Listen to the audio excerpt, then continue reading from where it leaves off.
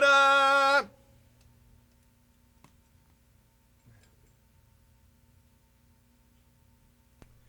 Hi there. This isn't exactly a Bonzoleum story video, but what it is music stores of yore.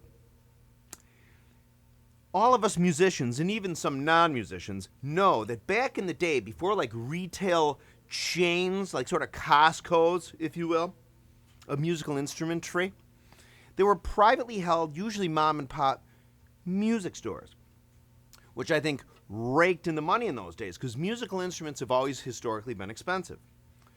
And a lot of times there was retail that sometimes people wouldn't come off. I think a lot of old mom and pop, and God love them back in the day, hopefully the mom and pop that started the joint were good people, but oftentimes it sort of went down the family chain, like the kid of the kid, or the kids of like the original owners, or the kids of those kids. It became sort of distorted and demented a bit. They seemed to cop a lot of attitude, a lot like you'd see in a music, like a record store. You know what I mean? Like they'd come in. You know what I'm talking about if you're a musician. Like here in the Chicago area, there was FAUST Music. Well, in Milwaukee, a fella was nice enough, and I'm a skull, I can't remember his first name, I'm sorry, but FAUST Music. He sent me 2 13s and a 16. Thank you, sir. But FAUST Music was a good example. Old man Faust. Did I go up there and meet him once? I might have. Anyway, what happens is, through like the late 60s into the 70s, Guitar Centers, I should say 70s when Guitar Centers and the like sort of came about, Sam Ash's, because remember at one time Sam Ash was a store, right? I'm sure Guitar Center at one time might have been one store, but then they sort of multiplied, right? I mean, became more stores, of bigger purchasing power, could compete more, offer discounts. So that ate into the mom and pop's gig. Remember, mom and pops also rented a lot of instruments out to schools, which was a massive revenue stream, okay? So I think what happened was the second or third generation of these mom and pops, it started to eat into sort of their, bread and butter. So they started copping attitudes, but also to almost like psychosis, sort of. They get really funky. And now Faust might have started that music, in all fairness to Faust, he might have started that himself. And maybe he got a little older. Sometimes people do get to mention various things. They do. But I'm not talking about that. People know what I'm talking about. Like here in the Chicago area, we had, out west on the Fox River Valley, you had ZIEGLER's music. In Oak Park, on the Chicago side, we had Wallace music, or Wallace. You'd go into these joints, and it looked like they really hadn't sold an instrument for about 20 years. Part of it was I think they had so much money left over from the days when they were culling in the dollars. They really didn't need to sell any instruments anymore. So they were sort of sitting on their whole supply. People would come in and be like, a lot of people, even like myself back in the early mid-90s, you might walk in and say, do you have any Ludwig Superphonics that have the little gold name plate on it? And they knew what you're up to. They're like, no, buddy. Know what I mean?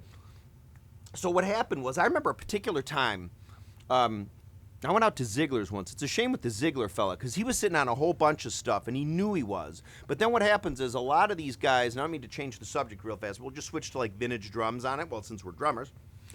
They would sort of be like, all right, they would then think that everything they had, not just maybe that Les Paul, right, that 1972 Les Paul, or maybe that late 60s Mod Orange Ludwig drum set up on the shelf up there, but everything they had was worth $1 trillion. So I think sometimes they'd be like, I'm waiting for somebody to come along and give me $5 million for everything. That would never happen. They'd just end up sitting on the stuff. Oftentimes they'd pass away and the stuff would get liquidated off at bargain basement prices. That happened to, anyone remember SNUSKT? I'm not kidding. SNUSKT on the south side. If I'm not mistaken, down south on Pulaski, maybe 6600 south or maybe 7000, possibly 80, but I think it might have been north of 83rd Street. You'd go into this joint, there were guitars hanging up the wazoo. Most of them were old junk, but they were like mid-60s even junk electric guitars. I'm sure there were some dandies around there somewhere. There was a section of drum gear. I remember stumbling upon a pair of 13-inch Formula 602 Blue Label Sound Edge hi-hats on the floor. Now, they were asking $1 trillion for everything, but occasionally you go up to the counter and say, what do you want for these? And they'd be like $100. I got this pair of 13-inch Formula 602 Blue Label hi-hats, I think for $125.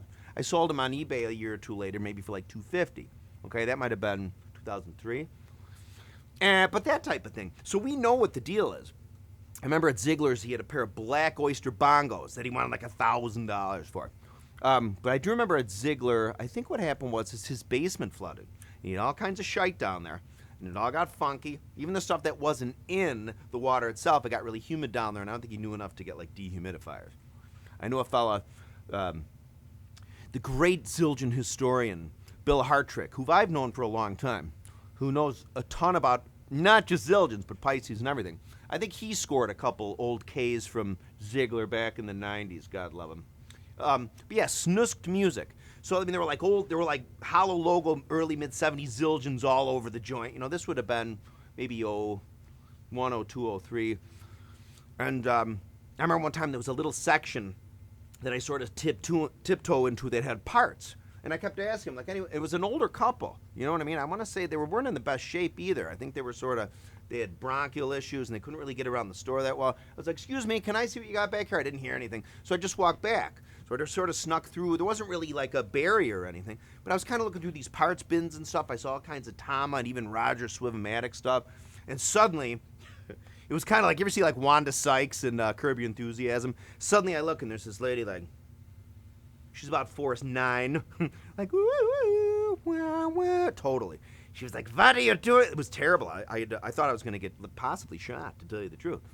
So let me see. I bought a couple other things from SNUSKT. I swear to God, look it up. SNUSKT. You'll find it on Google. If you type in that word, you'll see stories about that. And I remember one time years later, after the band I was in folded, what happened was we had a death and one of the band members had passed away. I remember one time I was heading down there probably right before it happened. We were rehearsing for a gig or something they had. And I remember I was driving by SNUSKT, and it was late at night. It was about 11. And there was a big semi with these guys loading out all these instruments. I'm not kidding. It was like what I thought might even been 2 semi-trailers. And at the time, I thought, wow, somebody's hitting SNUSKT. I wonder if I should call the cops. Maybe the cops. But I found out that they had died, and the people loading the stuff out, in fact, had bought the stuff.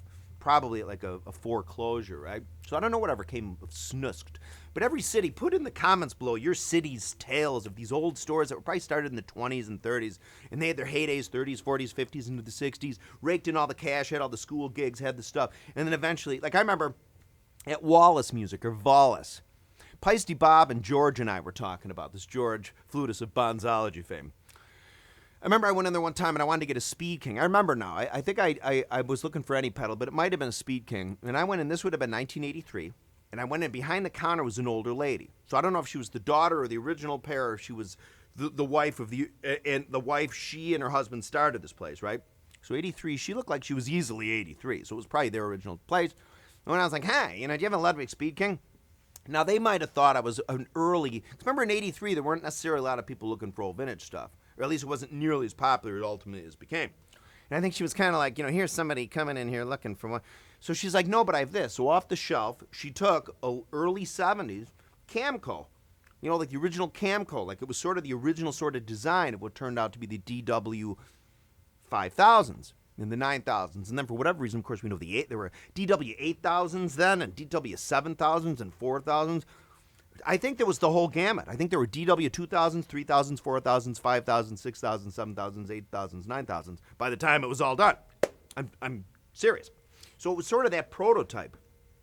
Because remember, DW, when Camco folded, Tama Hoshino bought a lot of stuff from Camco, like dies and patents or whatever, and Drum Workshop bought the other stuff, like the lug design stuff. Okay, so that's what happened there. But yeah, Ziegler out in, I want to say Batavia, FAUST, Milwaukee, Wallace up on North Avenue, SNUSKT down on the south side. It was insane, man. Really. I wish there was more to this story, but the fact of the matter is, what's so interesting about it, it might be boring to a lot of people, but to a lot of people who are musicians, or especially drummers, since we're drummers here, it's very significant because it was just so bizarre to walk into like these museums of musical instruments. In fact, at Wallace Music, I must confess, I'd gone in there so many times in my early collecting career in the early 90s. I befriended a fellow named Bill Pace down in Georgia, a collector loaded with cash. I used to buy drums up here and ship them down to him. And I used to go into Wallace every so often. And I remember they had they had a Rogers like banner, like one of those gold banners up, that a buddy of mine might have ended up buying, but it was up forever. I'm sure people came in and were like, "I'll give you $1 trillion for that." They're like, "Nope," because the son at Wallace eventually took over. They just weren't really nice people. I don't know if they were bitter from not making all the money anymore, if they maybe just weren't very nice people, at least at that point. So I went in and I finally got wise, and I thought to myself, well, in my drum buying career, it always helps if you have cash, right? If you have cash in your hand that the seller can see, they know you're serious. So I came up with a scheme. I said, what I'm going to do is I'm going to go in there and BS the fact, I'm going to say I have three students, that I'm a drum teacher and I'm teaching rudimentary drumming. Me teaching rudimentary drumming. But I went and I said, I'm like, hey, good day, sir. Thank God he didn't recognize me. And I was really prim and proper. I'm like, I'm looking for 3 concert snare drums, preferably metal. If you have any Ludwig ones, I think they're called the Supraphonic or maybe the Super Sensitive, but they have to be concert drums. And I have, and I went in there like that. I said, they have to be the deeper ones. And he said, hang on. I couldn't believe it. I was like, ding, ding, ding, ding. So he goes and he walks away and he goes downstairs and he comes up. And with him are 2 slightly used 6.5 by 14 early 70s Blue Olive Badge Supras, 6.5, and a new old stock 1980 probably 1 or 2 6.5 by 14 with the trimmed, the clipped Blue Olive Badge in the bag with the Ludwig drum key like in the Elephant. And I said, I can give you $200 a piece for them. And he sold them to me for $200 a piece. Now, in the early mid-90s, that was a pretty decent price for a 6.5. I mean, it was. They didn't go for the trillions of dollars they knew. No, I mean, this is 20 years ago. The new old stock one I sold to a buddy of mine for actually less than I paid for it. I sold it to him for $135, I remember. I think I felt so guilty because I was buying these drums. I felt just my means of getting them. And what I ended up doing with the other 2 drums, in the Chicago area, there's a town, River Forest, and it always seems like if you, maybe not so much anymore because a lot of time has gone by, but not that long ago, if you were looking for chrome over brass 6.5 by 14 Super Ludwigs, check junior highs. For some reason, junior highs, not highs, I'm sure high schools did have, but junior highs seem to always have the 6.5s, okay? They did Ludwig often. And even what people talk about, like the New York system, the 10-lug acrylites, or the 6.5 by 14 acrylites that came out of New York, those were junior highs. I think it was the junior high system, maybe. I don't know. Someone correct me. But anyway, so what I did was I went to River Forest then, because I used to work at a high school, and I saw it's a long story. I just knew that River Forest, at first I saw they had a Ludalloy 6.5 by 14 with the Keystone Badge 60s. Those actually seem to be rarer than the brass ones, at least back in the day. I used to see a lot more of the 6.5 by 14 Super Ludwigs than I saw the Ludalloy 6.5 by 14s. I did. Maybe not so much now. So they'd one each, a Ludalloy and a regular. And I came in, I'm like, hi, my name's Terry. I went to the teacher. I'm like, hey, cold, like I knocked on the door, right? Went in, I said, hey, I'll trade you. These are new models for those 2 beat-up ones, And I think I even told him, I said, that's a brass one. I might not have said it might be at the time worth $600 or $700, but he said, sure, buddy, whatever you want. So I gave him the 2 Ludwig drums, and I took the other 2. I think I sold one on eBay. I might have sold that one to, who's the fella, super nice guy, Joyful Noise Drum Company, the founder of that. I got to know him a long time ago, and he was always looking for old Super Ludwigs. I think because he was looking to base, he wanted to, he loved the secret of them and sort of wanted to build his own, he studied them. And at the time, I thought he was kind of crazy. I mean, I didn't think, a lot of people talk like that, even with like my snare drum design cone. It ain't ever going to happen in a certain way. But he ended up, God, what's his name? Curtis? Kurt, God love him. I think, yeah, I'll just say his first name because I'm fairly certain it was Kurt. I know his last name, but I don't want to say the last name in case I'm wrong. Joyful Noise. He ended up founding that company, and I'm pretty sure I sold him that snare drum. I sold him maybe 3 or 4 6.5 by 14s. Or at least 2 or 3, and I think I pointed him in the direction to some other ones, 6.5 by 14 Super Ludwigs. So what else from FAUST? Anyway, I wanted to make this video real fast about FAUST and these stores, ZIEGLER's, Wallace, SNUSKT, that's south. So more videos on the way. Please keep watching. More Bonzology stuff coming up too. I just put a Bonzology video coming up. I'm having a problem with my board. The reason why I haven't been really making more videos, I want to do more with, play along to Zeppelin stuff. It's just that for whatever reason, out of the 12 channels on my board here that I paid pretty decent money for, only 2 are working. And that really bugs me. So I don't know what's going on. More videos on the way. Have a good weekend. Thank you for watching.